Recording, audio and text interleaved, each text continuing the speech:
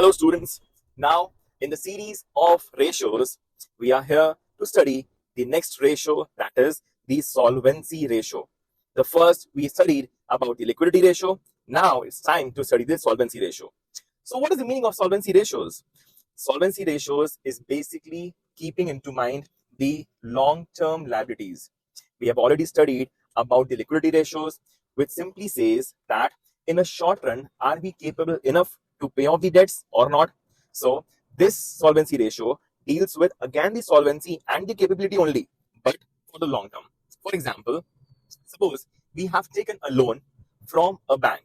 Now, if we have taken a loan from the bank, so the bank would be interested to know about the solvency ratios of our business, whether we will be able to pay off their loan or not, whether we are capable or solvent enough in the long run, not in the short run, but in the long run, because all the loans which we take from the bank are usually taken for a long period of time, that is for longer time, more than 1 year. So that's why the bankers need to know, or else let's talk about the debentures. Now, who are debentures? Debenture holders are those persons who have given the loan to us. That is basically the public who has given a loan to us, or else it can also be known as the public deposits. So these are the persons, these are the public who are in need to know whether we are capable enough, whether we will be able to pay off the loan or not. So this is why we have to calculate the solvency ratio. So in the solvency ratios, again, there are four. The first one is the debt equity ratio. The second one is the total assets to debt ratio. The third one is the proprietary ratio.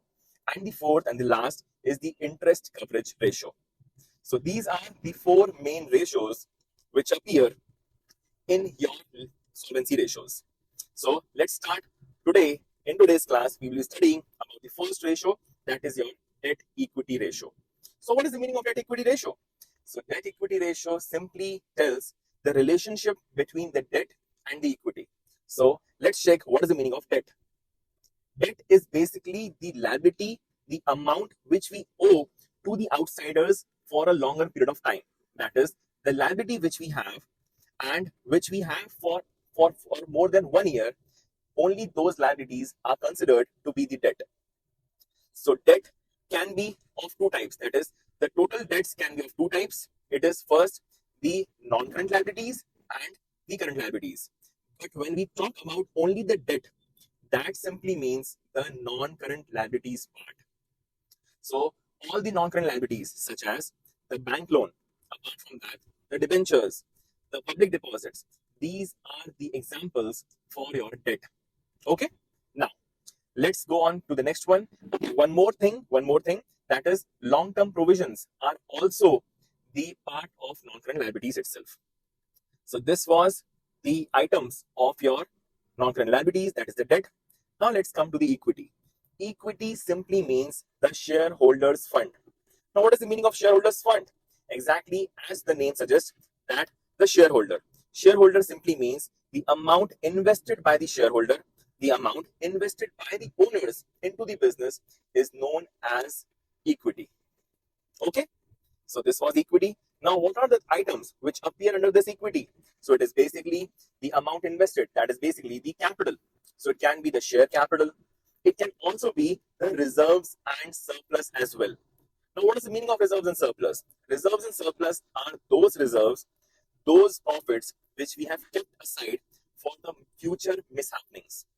For example, the general reserve, next the capital reserve, next the revaluation reserve, next the surplus which is available after distribution of the dividends, that is also known as the retained earnings. Next we have the debenture redemption reserve, next the capital redemption reserve. Apart from that, the workman's compensation reserve, investment fluctuation reserves, these are all the types of your reserves and surplus.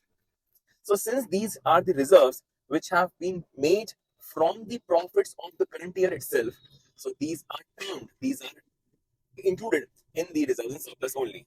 Next, let's talk about the share capital. So share capital can be of two types. The first one is the equity share capital and the second one is the preference share capital. So these are basically the two types of share capital which we deal in the share capital. Okay. Now, so I hope the formula is very much clear to you, which says debt upon equity. So the first item which will appear on the top, that is as the numerator, will be the debt, basically the non-current liabilities part, which we owe to the outsiders. Next is basically the equity part.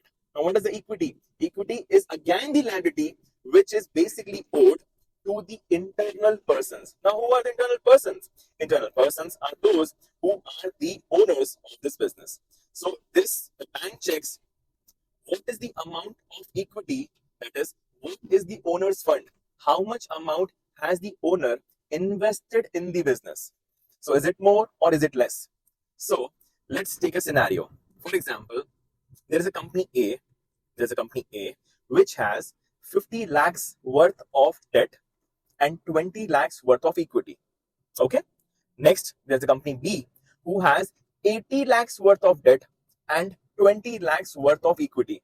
Now, the bank has to offer the loan in between two of them. That is, the bank has to choose to whom they will give the loan in between A and B. So now you only tell me to whom the bank will prefer. Obviously, the bank will prefer company A, which has a less debt, because they will be able to pay off the debt in the future.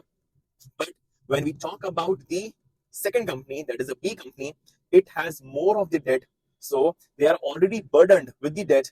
So the bank will assume that they won't be able to pay the amount in the future. So that's why the bank or the public will choose company A. So that's why they have to calculate the debt equity ratio so that they can know if their amount will be paid off or not. This was the simple explanation and reason why to calculate the debt equity ratio, with which we come to know exact position of the debt available already in the business and the equity available if at all the business goes into bankruptcy. So the first amount which is to be paid to the bankers only. That is, they will have to pay off the long-term liabilities. So that's why the bankers check whether they have already the loans or not. So this was explanation for the first one. So now we come to the next ratio, that is the total assets to debt ratio. So earlier we studied the debt equity ratio. Now it is total assets to debt ratio. The formula for the same is total assets upon the debt. Now debt are again the same as we studied in the first one. So it is basically the non-current liabilities part only. Okay.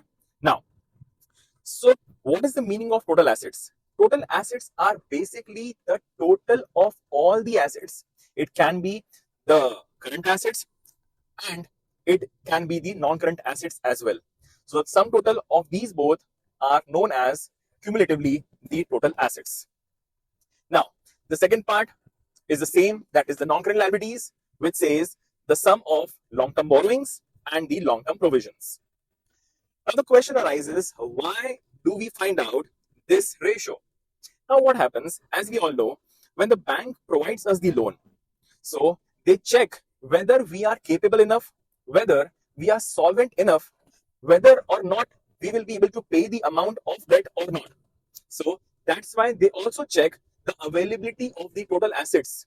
So because with the assets only, we will be able to pay off the debt. So more the total assets, more is a chance of their solvency and the capacity of our business to pay off the loans. So this was the second one. Now, let's talk about the third one. The third is the proprietary ratio.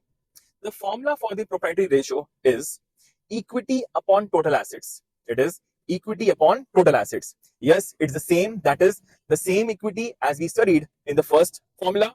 That is the shareholders fund. That is basically the sum total of share capital and the reserves and surplus. Next, below this, that is in the denominator, we have the total assets, which is again the same. That is the sum total of current assets and the non-current assets.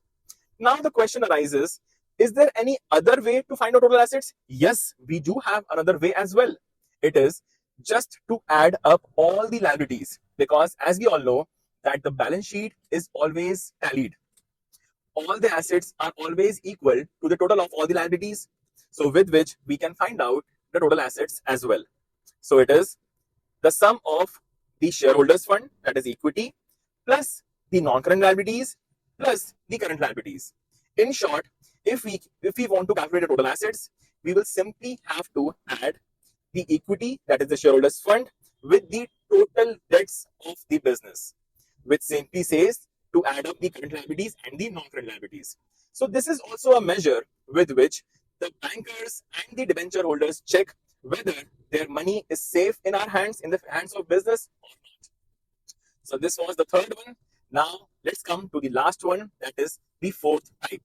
So the fourth and the last type is the interest coverage ratio. The interest coverage ratio tells to the bankers or the debenture holders whether or not we will be able to pay off the interest on the loans or not. So the interest is always paid from the profits we earn.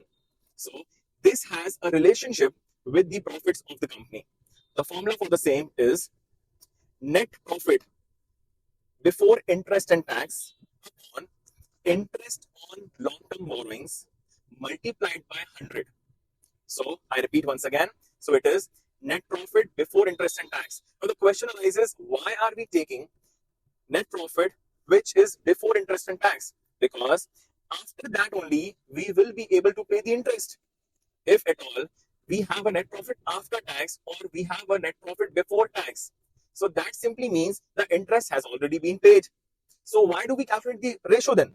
So it is just to calculate whether we have the sufficient profit available to pay off the interest or not. So that's why it is basically, the formula goes like the profit which is available before paying off any interest and the tax. Okay, so more the profit we have, so more is the chances to pay off the interest. So that's why the more the answer, the good one it is. So these were the four formulas which appear in the solvency ratios. Okay, I hope this is very much clear to you, and I hope you are now clear with both the type of ratios. The first one which we studied is the liquidity ratio. The second which we studied was the solvency ratio. Now, CBSE has recently introduced one more ratio in the solvency ratios for the CBSE examination curriculum for the 12th boards. So that is the debt to capital employed ratio. Now, what is the meaning of debt to capital employed? So debt is again the same. That is basically the non-current liabilities part. The other part is the capital employed. So capital employed simply means the net assets. The formula to calculate the net assets or the capital employed is simply we have to add up all the shareholders fund, that is the equity, and the non-current liabilities. So whenever we add these both items, we will get the capital employed formula. Okay, so the formula is debt upon capital employed.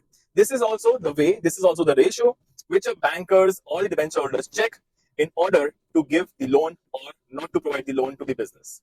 So with this, we have completed the solvency ratios as a whole. Thank you so much.